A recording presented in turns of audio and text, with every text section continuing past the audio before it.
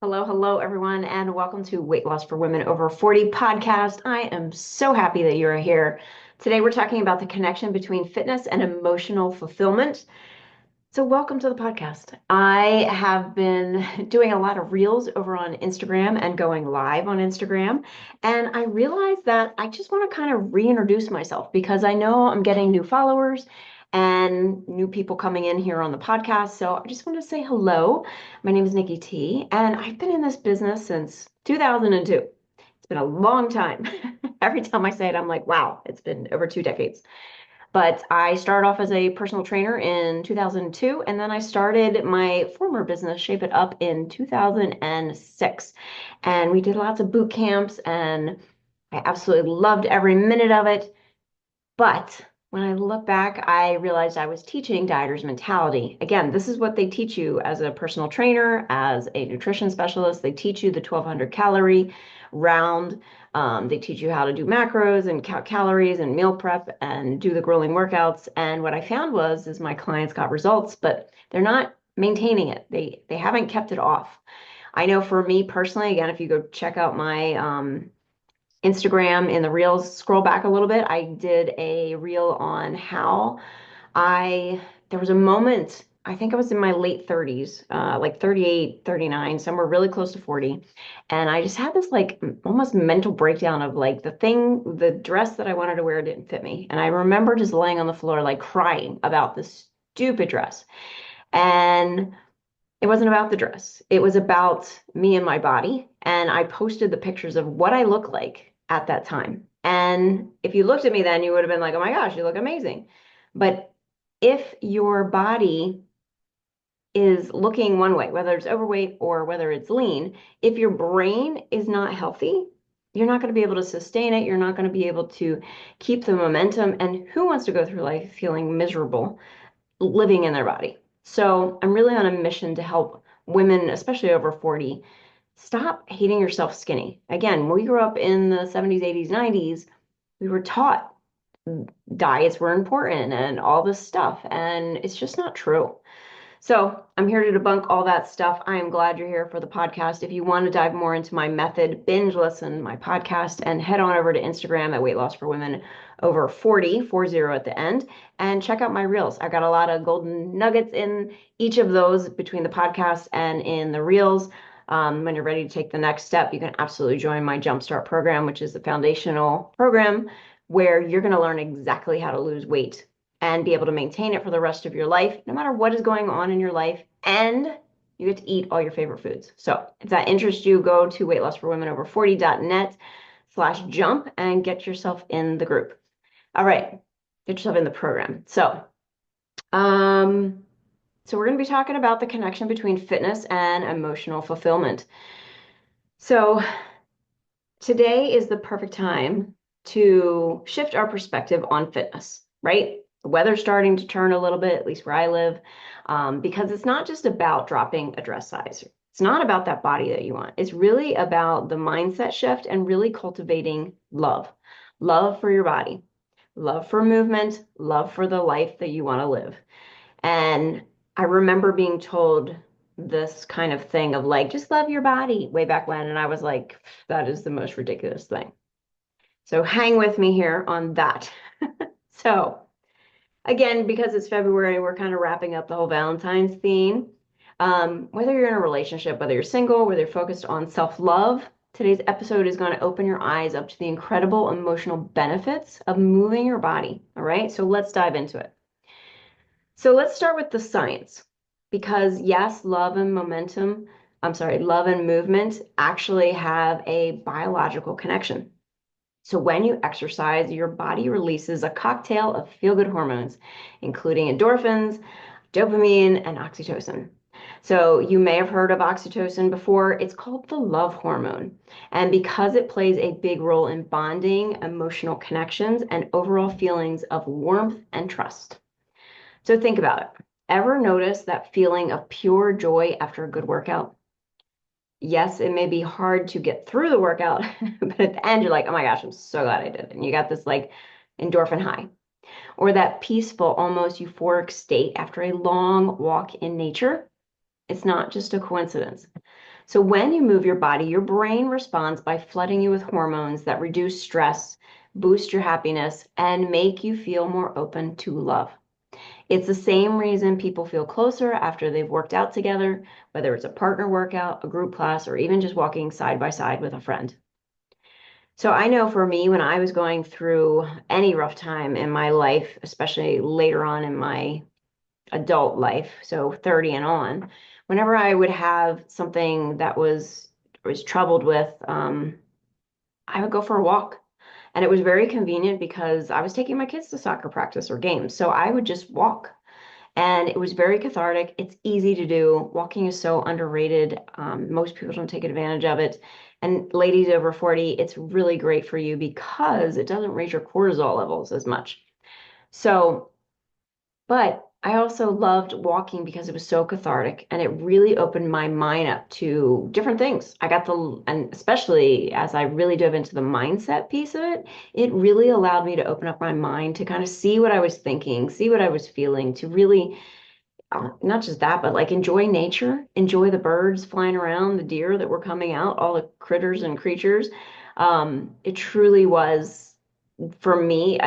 It's almost like a childhood memory. I have a warm spot for walking in nature because at the time I was going through a lot, and it really saved me. So if movement can help us feel more love and connection, let's talk about some fun ways that we can incorporate this. And before you say, but I hate the gym, don't worry. This is not about forcing yourself to do workouts that you dread because I don't like doing that anymore either. So, and I don't tell my clients to do it. It's about finding movement that makes you feel good physically and mentally. So, my personal favorite is dance. Crank that music up like nobody's watching you and just let loose. Whatever music lights you up, turn it on. Have you ever seen little kids when they're dancing? Oh my gosh, they're so adorable because they just don't care. They don't care if they have rhythm. They don't care who's watching. It's very uninhibited.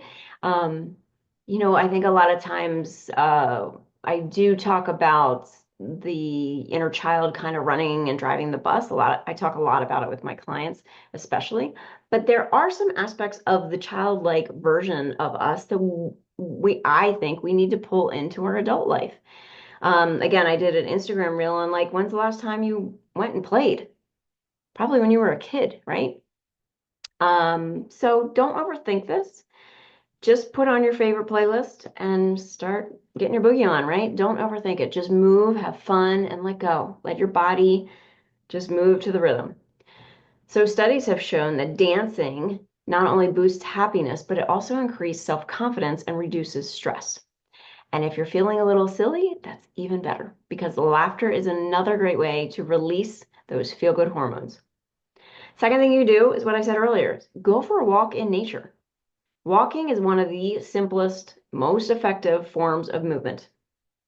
And when you do it with intention, it becomes even more powerful.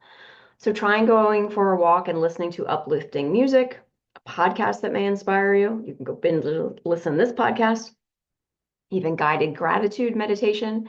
I know for me, I have been getting into the hertz of the music. So the beat. So if it's 888 or I think 538 is another one, like there's different frequencies of music. Just Google it on YouTube and they will come up. That is another beautiful way to walk. And again, it's not just about the exercise. It's really a form of self-care for yourself. It's a way to move your body, but it's also a way to clear your mind, process your emotions, and really feel connected to yourself and the world around you. If you are going on a spiritual journey, oh my gosh, this is like the best thing ever. Get out in nature. The third thing is whether you're in a relationship or whether it's romantic or platonic, friends, it doesn't matter, but working out together, go take a new class. It can be an amazing way to strengthen your bond. It doesn't have to be intense. It could be something as simple as yoga or stretching together, or again, taking like an aerobics class at a gym, or there's so many different options. You got goat yoga, you got pole dancing, whatever lights you up, right? Go for it. And again, you can absolutely go for a walk together. and that will help create deeper connection. I know I have a dear friend of mine who we've been friends since I think it's been fifth or sixth grade. And we meet up. We don't live that close to each other, but we meet up in a park and we go walk like maybe 4 times a year. And it's super nice because we get outside, we get some fresh air, we get to catch up, and it creates a deeper connection for us. We didn't always do that because I didn't live up here or things were going on, that kind of thing. But definitely in the past couple years, I do it with this one particular friend, and it's so nice. I look forward to it every single time when we go for a walk together. For you romantic couples out there, studies show that couples who exercise together feel more attracted to each other and are more in sync emotionally. Plus, it's just fun. So, Greg, go grab your partner, try something new, go maybe take a dance class. I went and took a ballroom dance class. It's been actually a while. It feels like it was yesterday, but it wasn't. It was so much fun, so much fun. And they offer usually free classes, or sometimes they offer a beginner trial type thing. And then if you like it, join. Absolutely join. You can also do a hike. I know I went on a hike in the fall up to Vermont. It was absolutely beautiful. And I plan on doing more hiking in the near future, but you can do that. There's pickleball. Pickleball is like taking the world by storm over here in the US. I know it's been around for a while, but things like that, whether it's tennis, just anything that you like, go back to your childhood and go, ooh, what did I enjoy doing? Maybe it was going swinging on swings. Go to the park and swing on a swing, right? Just start moving your body, get creative. It's so much fun and it's going to pump up those endorphins and that feel good feeling. So let's talk about the most important relationship of all. It's the one that you have with yourself. So movement just isn't about physical strength. It's about letting yourself know that you are worth doing things. So, a client of mine was going through a hospice experience with her husband's family, and she had expressed how she'd really put herself last over the past couple months. And she wanted to do that so she could be there for her husband and her kids. And the aha moment was when she stated that she felt like she did a really good job taking care of them. But I said to her, I said, imagine how much more you could have taken care of them had you kept yourself as a priority on the list. And what happens when we get into these situations where there's like, hospice or an injury or something's going on, we immediately cross off the things that are basically self-care for ourselves because we think, oh, if I cross them off, I can have more time with those that I love and they need my help basically more than you need taking care of yourself, right? So you kind of throw yourself under the bus. And what happens is, and we went through this in our coaching call, is I went through and we actually calculated like how much time does it take to do the self-care things? And it really doesn't take as much time as you think. So I did a podcast years ago about plan A, plan B, plan C, plan D. And basically it's um, your plan A is like when everything is rainbows and sunshines and bunny rabbits running around. Plan B is okay, so it's maybe not so, it's like raining, right? And C, D, each is a different plan because when your brain has an idea of like, ooh, okay, so I'm going to be really busy going to the hospital or whatever, your brain will pull that file out and go, ooh, we can do this. And if you don't have that kind of backup plan, your brain, of course, goes into like, oh my gosh, it's all or nothing. And guess what you do? You do nothing and you don't take care of yourself. And then 3 months later, you're like, holy crap, I really wish I had lost weight in those 3 months, or I wish I had done XYZ. And then you feel validated for not doing that because you took care of your family, right? There's this whole like martyrdom thing going on with mothers a lot of time. And the difference is like you're not taking care of yourself and ignoring your family. It's like you're taking care of yourself because then you can be so much more for those people. So it was one of the things I said. I said, if you had taken care of yourself over those months, can you imagine how you would have showed up so much differently to your family? Because you would have been in a mentally good state. You would have felt really good about your body when you were moving and doing your workouts and whatever, and fueling your body with food. So again, it's not you versus the family, it's you and the family. putting yourself on the same platform, right? You can, it's not like, so if your normal day is to do an hour of workout or whatever, yes, you can cut that back. And I know in particular, the way I teach my clients how to lose weight, it doesn't matter what is going on in your life. You can always lose weight, no matter if there's a funeral, a death in the family, a bat mitzvah, a baptism, a new baby, whatever it is, a wedding, it doesn't matter. Vacation, doesn't matter what's going on in your life. The way I teach it, you will always know how to lose weight, how to maintain the weight, and keep the body that you want. So, if you are taking yourself, if you're taking care of yourself and you're keeping yourself a priority, it's, the proverbial, um, if the plane's going down, you put the oxygen mask on your face first so you can help everybody else. Imagine you're in a plane situation, knock on wood, heaven forbid nobody should do this, but you're in a plane situation where it's going down or something's going on and you're looking at your family and you're trying to put the masks all on them and you're gasping for air because you didn't put your mask on. So the potential is you die and so do they because they're not putting their mask on either.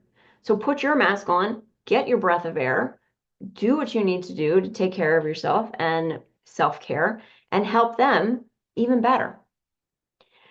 So when you show up for yourself in general, but also in movement, whether it's a workout, a dance session, or a walk, you are reinforcing a powerful belief that you are worth the effort.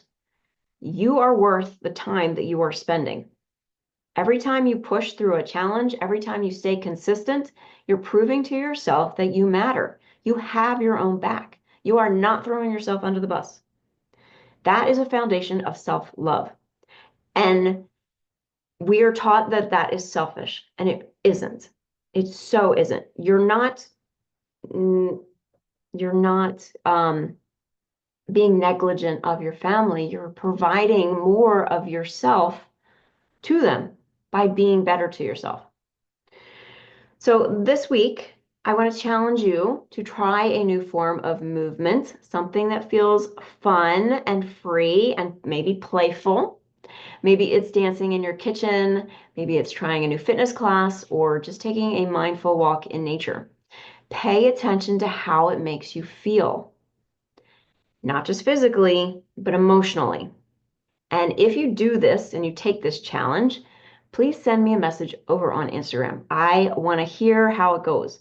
You can find me at Weight Loss for Women Over 40. That's 40 at the end. And let me know what you did for the challenge.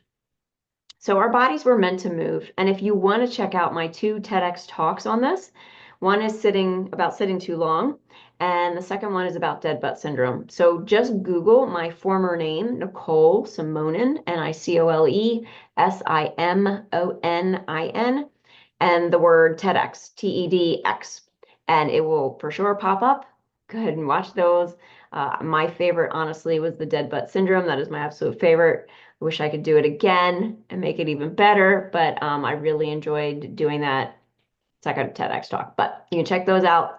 And remember, movement is an act of love, love for yourself, love for your body, and love for life. And it's not about perfection, my type A women out there. It's about feeling alive, energized, and connected. So before you go, if today's episode resonated with you, please share it with someone who needs to hear it. The more you share this podcast, the more it will go out and help other people. It brings awareness to the podcast. And I'm on a mission to really squash the whole dieter's mentality. There's no need for us to be hating ourselves skinny. You can get the body you want, eating the foods that you want, without all the other complicated nonsense that the weight loss industry is making you believe that it's possible. So don't forget to subscribe wherever you're listening, leave a review, and follow me over on Instagram, Weight Loss for Women Over 40. We're doing some fun things over there, and by we, I mean me. Lots of inspiration, lots of, like I said, golden nuggets that you can latch onto. So let's keep moving for love every single day. And until next time, keep showing up for yourself. You deserve it. And lastly, if you want to grab my free copy of 5 Reasons You Are Not Losing Weight Over 40, go to weightlossforwomenover40.net/book.